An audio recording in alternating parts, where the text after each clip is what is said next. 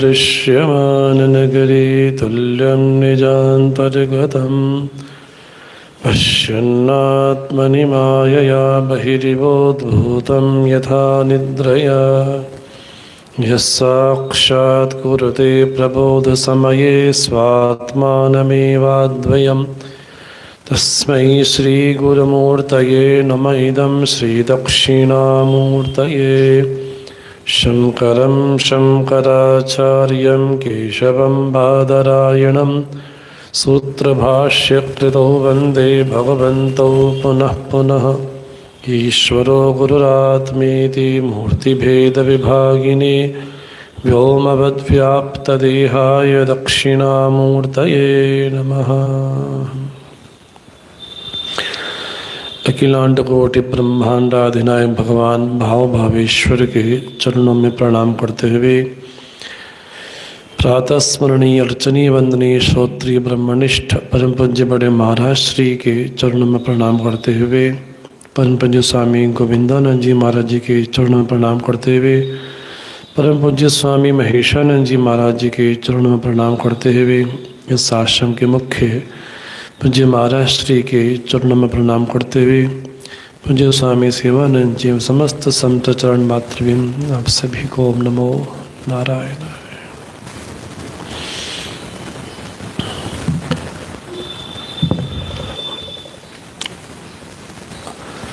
भगवत पाद आदिगुरु शंकराचार्य जी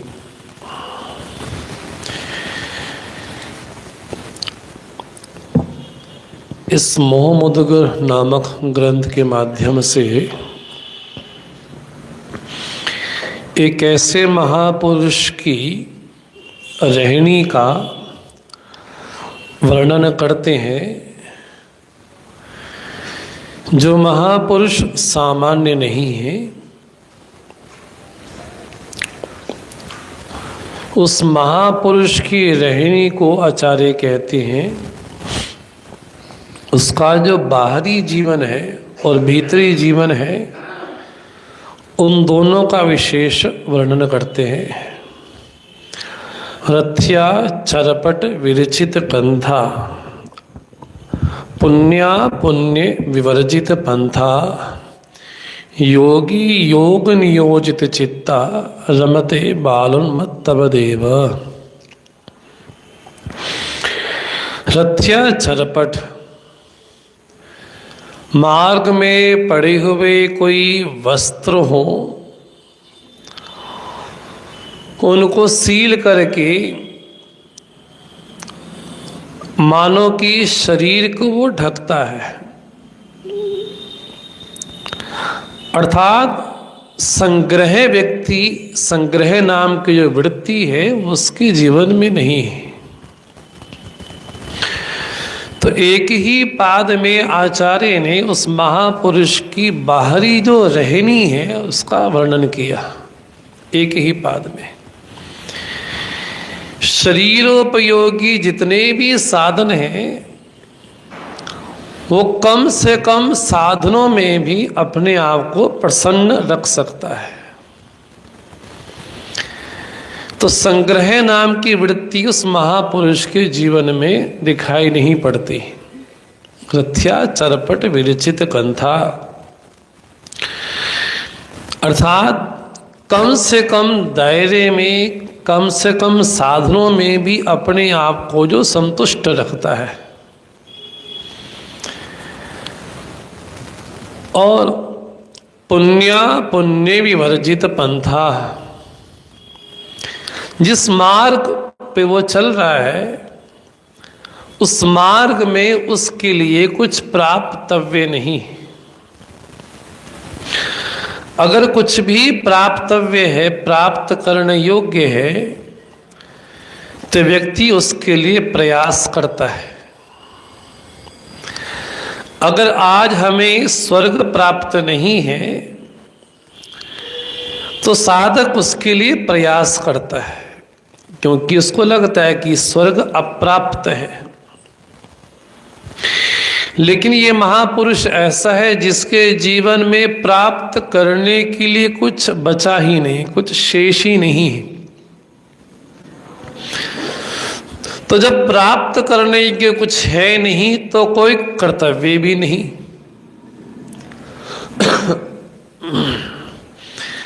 सारा संसार किसी न किसी वस्तु को, किसी न किसी पद को, प्रतिष्ठा को, स्थिति विशेष को प्राप्त करने के लिए अहर्निश प्रयत्न करता है। लेकिन ये महापुरुष ऐसा है कि उसके लिए अब प्राप्त करने योग्य कुछ रहा नहीं। अर्थात जो प्राप्त करना था अब उसने वो प्राप्त कर लिया है। वो अपने आप में ही निमग्न है, अपने आप में ही संतुष्ट है। पुण्य के द्वारा आचार्य समस्त प्रकार की जो द्वंद्व हैं उन द्वंद्वों का उल्लेख करते हैं।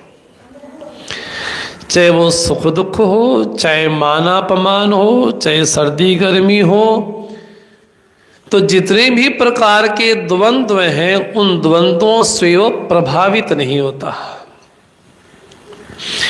ऐसा नहीं कि महापुरुष के जीवन में कोई कष्ट ना आता हो। ये बड़ी गलत फहमी लोगों में बैठ जाती है कि जो महापुरुष होगा उसके जीवन में कोई कष्ट नहीं होगा। ये बहुत गलत फहमी है।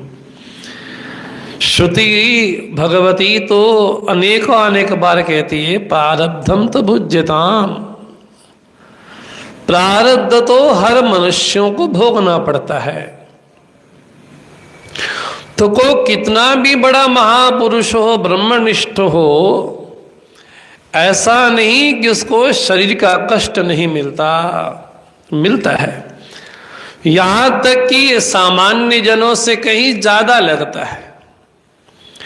तो मन में संदेह आता है, चलो हम तो थोड़े बहुत भक्ति करते हैं, हम तो यही समझते हैं कि जो आस्तिक होगा, जो भगवान पे विश्वास रखता है, उसके जीवन में कोई कष्ट नहीं आना चाहिए।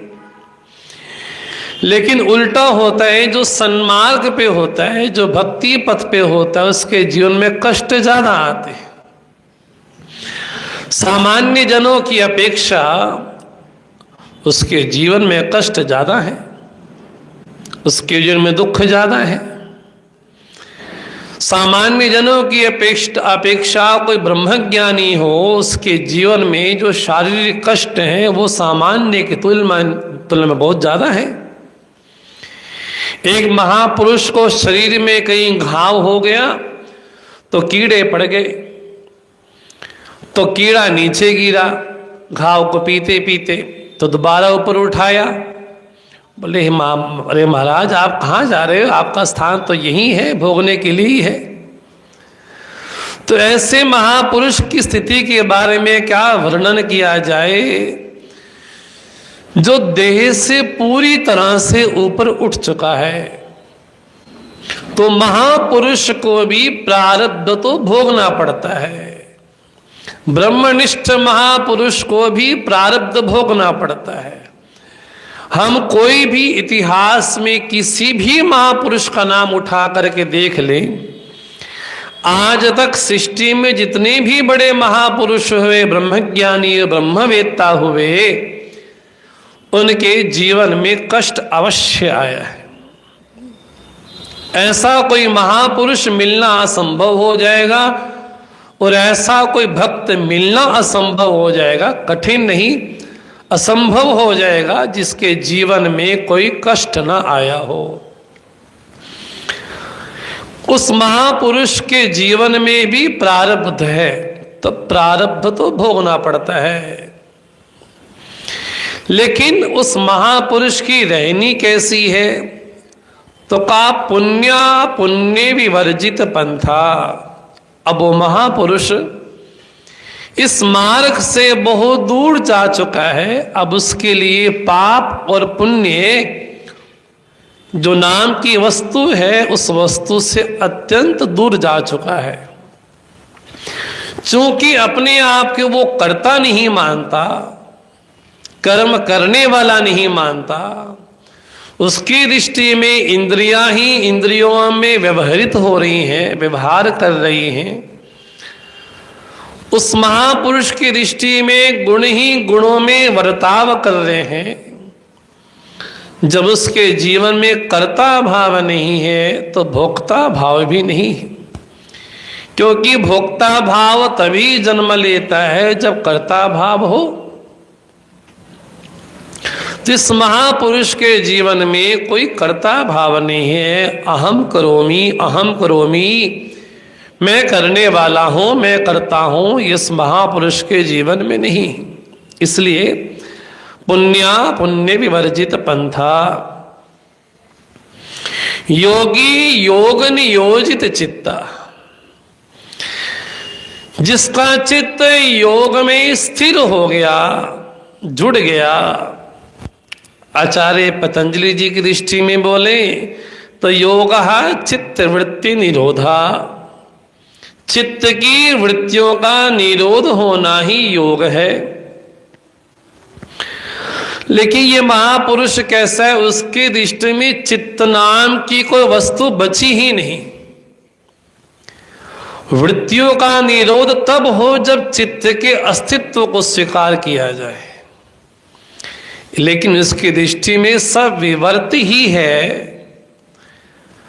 विवर्त होने से वृत्तियां कहां से आ जाएंगी? तो कहा योगी। उस महापुरुष का नाम कर्ण आचार्य करते हैं, वो योगी है। आजकल तो योगी उसको कहा जाता है जो बढ़िया आसन कर ले, उसको योगी कहा जाता है। लेकिन भगवान की दृष्टि में योगी वो है जिसका चित्त ब्रह्म से एक रूप हो गया है। आत्मोपम्येन सर्वत्र, जो अपनी उपमा सर्वत्र अपने रूप में ही देखता है। तो छठे अध्याय में भगवान ने 3 श्लोकों में तत्त्वमसि महावाक्य की व्याख्या कर दी। यो मां पश्यति सर्वत्र सर्वं च मयि पश्यति। इन 3 श्लोकों के माध्यम से भगवान ने तत्त्वमसि की व्याख्या की।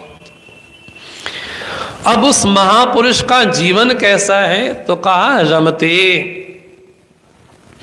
पहले कहा था नंदती, अब कहते हैं आचार्य रमते, वो रमन करता है। कैसा? बोले बालवत उन्मत्तवत।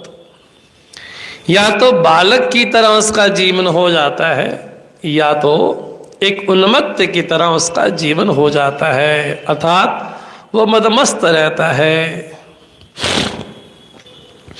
जब ऐसे महापुरुष का विशेष वर्णन किया तो स्वाभाविक है साधक ने पूछा होगा कि आचार्य अभी मेरी स्थिति तो नहीं है जो आपने कही, तो इस स्थिति तक पहुंचने के लिए मुझे क्या करना होगा? क्योंकि अभी अभी आपने जो कहा कि उसका जीवन ऐसा है, कुछ भी प्राप्त हो जाए उसमें संतुष्ट रहता है और कर्ता भाव नहीं है, चित्त ईश्वर में तल्लीन है, ब्रह्म रूप में तल्लीन है। अब ऐसा मेरा जीवन तो है नहीं, तो मेरे लिए क्या साधन है प्रभु, ये बताएं। ठीक है, वो महापुरुष मेरे लिए आदरणीय है, मेरी पूजा का पुष्प वो हो जाएगा, मेरे लिए सम्माननीय हो जाएगा, मेरे लिए श्रद्धा का विषय हो जाएगा। जब कभी सौभाग्यवशात जीवन में ऐसे महापुरुष के दर्शन होंगे तो अपने आप को धन्य भी अनुभव करूंगा। लेकिन आचार्य अभी मेरा वैसा अनुभव तो नहीं है, तो मुझे वहां तक पहुंचना है, तो मुझे कौन सा मार्ग अपनाना चाहिए? अगर मेरा जीवन वो हो, लक्ष्य यही है, तो किस मार्ग के द्वारा मैं वहां तक पहुंच सकता हूं?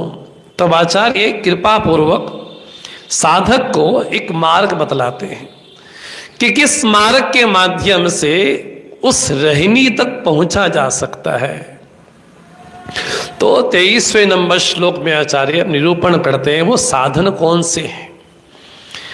कस्त्वं कोहम कुत आयाता कामे जननी कामे ताता इति परिभावय सर्वमसारं विश्वं त्यक्त्वा स्वप्नविचारं भज गोविन्दं भज गोविन्दं गोविन्दं भज मूढ़मते। आचार्य कहते हैं उस मार्ग, उस लक्ष्य तक पहुंचने के लिए इन छोटे छोटे साधनों पे कुछ विचार करो, चिंतन करो। क्या विचार देते हैं आचार्य? त्वं कहा, अहम कहा, कुतः आयाता, तुम कौन हो, मैं कौन हूं, मैं कहां से आया हूं। कामे जननी कामे ताता, मेरी माता कौन है, मेरा पिता कौन है। आचार्य कहते हैं जब इन विषयों पे चिंतन करोगे तो एक चीज स्पष्ट अनुभव में आएगी। बोले क्या? सर्वम असारम, इसका कोई सार नहीं है अपितु असार है। जब ऐसा अनुभव में आ जाए तो क्या करें? विश्वम त्यक्त्वा स्वप्न विचारम।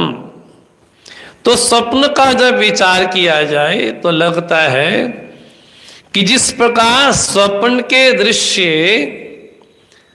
कैसे हैं, बोले आज स्वप्न एक देखा, कल कुछ और देखा, परसों कुछ और देखा। तो पंचदशी कार ने जागृत स्वप्न की बड़ी सुंदर विवेचना की। बोले जागृत अवस्था में वस्तुएं स्थिर मालूम पड़ती हैं, जो चीज जैसी है वही स्थिर मालूम पड़ती है, और स्वप्न में अस्थिर मालूम पड़ती है। आज स्वप्न एक देखा, कल कुछ और देखा, परसों कुछ और देखा। लेकिन जब तक सोते हैं तब तक स्वप्न बिल्कुल सही लगता है। तो गोस्वामी जी बोलते हैं, मोह निशान सब सोव निहारा, देखई सपन अनेक प्रकारा। बोले मोह रूपी रात्रि में सारा जीव समुदाय सो रहा है और भांति भांति के स्वप्नों को, दृश्यों को देखता है। जो सपने सिर काटे कोई, जागे बिन न दूर दुख होई। बोले स्वप्न में आप सोए, बिल्कुल बढ़िया सा पलंग पे सोए, मखमल के गद्दे पे सोए और बढ़िया खा पी करके सोए, और इतना पेट भर के खाया, बढ़िया लस्सी रबड़ी पी ली और बढ़िया आराम से गहरी निद्रा आ गई महाराज। जब गहरी निद्रा में बिल्कुल पहुंच गए तो वहां पहुंचने के बाद अब जो सोया था अब उसको भूख लगी। खाया तो पेट भर था, लेकिन वहां जाके भूख लगी। तो भूख लगी है तो कुछ है नहीं, क्या खाएं? तो घूम रहा है। तो घूमते घूमते उसको कहीं बोले कुछ तो मिल जाए खाने को, कुछ तो खाने को मिल जाए। बोले रास्ते में कहीं पैसे दिखाई पड़े। बोले हाँ। अब सपने में जो पैसे भी दिखाई पड़ते हैं वो स्वप्न वाले पैसे कौन से? वो भी तो असली ही होंगे। बढ़िया पैसे उठाए और दुकान पे गया, इतने में चोर पीछे लग गया। जब चोर पीछे लगा तो चोर को लगा इसके पास बढ़िया माल, इसको लूटा जाए। और चोर जब मारने के लिए दौड़ा और चिल्लाए, बचाओ बचाओ बचाओ बचाओ। अब जो बगल में इसके सोया है उसके पास अगर बंदूक भी हो तब भी क्या उसकी वो रक्षा कर सकता है? बोले नहीं। उसको ये लगता है कि अभी ये स्वप्न देख रहा है। तो सपने में कोई उसका गला काट रहा हो, कोई मार रहा हो। बोले स्वप्न वाला भय तब तक बना रहेगा जब तक वो जाग नहीं जाता। बोले जब तक वो जागेगा नहीं तब तक उसका दुख दूर नहीं होगा। तो जागृत अवस्था में भरपेट खा करके सोया, लेकिन सोते हुए भयंकर भूख लगी और तड़प रहा है। जनक जी के बारे में यही कहा जाता है कि जब वो आराम से महल में सोए और खा पी करके सोए तो भूख लगी, भटक रहे हैं। तो विद्वानों को बुलाया, पूछा गया कि ये सत्य है कि वो सत्य है। विद्वानों की सभा लगी, बड़े बड़े महापुरुष आए, विद्वान आए, चर्चाएं हुई, प्रारंभ हुई, गोष्ठी शुरू हुई। और जब गोष्ठी शुरू हुई तो विद्वानों ने अपना मत कहा कि ये सत्य है कि वो सत्य है। कोई विरला महापुरुष आया, उसने कहा कि ना वो सत्य था ना ये सत्य है, न जागृत अवस्था सत्य है ना स्वप्नावस्था सत्य है। तो अवस्थाएं में मैं जाता हूं या अवस्था मेरे में आती है, ये विवेचन करना चाहिए। शरीर में आत्मा है कि आत्मा में शरीर है, इस बात का विवेचन करना चाहिए। जो अपने आप में अविकारी हो, जो अपने आप में निष्प्रिय हो, निस्संग हो, निर्मल हो, व्यापक हो, तो ऐसा व्यापक तत्व क्या विकारी शरीर में रह सकता है? तो आचार्य यहां पर चिंतन करने की शैली देते हैं। एक वाक्य आचार्य कहते हैं, अविचार कृतो बंधः विचारेण निवर्तते। ये जो बंधन हमारा है वो कैसा है? तो आचार्य कहते अविचार कृतो बंधः। जब तक हमने विचार नहीं किया तब तक ही बंधन है, और विचारेण निवर्तते। जब विचार किया जाता है, चिंतन किया जाता है, तो पता चलता है कि वास्तव में बंधन नाम की कोई चीज नहीं। ऐसा कोई मुहूर्त हमने नहीं निकाला जिस दिन बैठ के ये चिंतन किया हो कि मैं करने वाला, मैं करता हूं। ये कोई मुहूर्त नहीं निकाला हमने कि मैं करता हूं, मैं करने वाला हूं। तो मैं करता हूं ये बिना विचारे ही हमने मान लिया। मैं करने वाला हूं ये बिना विचारे ही, बिना सोचे समझे ही हमने एक मान लिया कि मैं करने वाला हूं। जब भगवान कहते अधिष्ठानम तथा कर्ता करणम च पृथक विधम विविधाश्च पृथक श्रेष्ठा देवम चैवात्र पंचमम, वहां पर भगवान बड़ी सुंदर बात कहते हैं कि अपने आप को कर्ता माना तो किस दिन मुहूर्त निकाला कि मैं करने वाला हूं? कब सोचा अपने बारे कि मैं करता हूं? या तो अधिष्ठान होगा, करण होगा, कर्ण समुदाय होगा, चेष्टाएं होंगी, लेकिन सारा काम किया स्थूल शरीर ने, सारा काम किया सूक्ष्म शरीर ने। तुम कौन हो? अपने आप में एक फ्री का लेबल लगा दिया कि मैं करने वाला हूं। तो आचार्य उसी बात का विवेचन प्रारंभ करते हैं, कस्त्वम। अपने बारे में चिंतन प्रारंभ करो कि तुम्हारी वास्तव में जो आइडेंटिटी है, पहचान है, वो क्या है। तो सामान्य पूछा जाए तुम कौन हो, तो अपना नाम बोलेंगे, भैया हम तो ये हैं, मेरा नाम रमेश है, मेरा नाम सुरेश है, हम तो यही बोलेंगे क्योंकि पहचान यही है। और कब से भावना दृढ़ है? बोले इस जन्म की तो नहीं है, इतना प्रबल संस्कार है कि अपने आप को यही मान करके बैठे। बोले कस्त्वम, तुम कौन हो? तो यहां से वेदांत का विचार प्रारंभ होता है कि तुम कौन हो। हमारे बड़े प्रसिद्ध आचार्य हुए रमन महर्षि जी, उनके पास कोई भी जाता तो एक ही प्रश्न करते थे कि तुम कौन हो, मैं कौन हूं, इस बात का चिंतन प्रारंभ करो। और जहां से चिंतन प्रारंभ हो जाएगा कि मैं कौन हूं, वहीं से वेदांत की यात्रा प्रारंभ हो जाएगी। तो आचार्य बड़ा सुंदर यहाँ पर विवेचन प्रारंभ करते हैं, कस्तम कोहम कुता आयाता। समय हुआ अभी आज थोड़ा हमने श्लोक का थोड़ा स्पर्श किया है। ओम सर्वे भवन्तु सुखिनः सर्वे सन्तु निरामयाः सर्वे भद्राणि पश्यन्तु मा कश्चित् दुःखभाग् भवेत् असतो मा सद्गमय तमसो मा ज्योतिर्गमय मृत्युर्मामृतं गमय। ओम शांति शांति शांति। श्री वृंदावन बिहारी लाल की जय। भगवान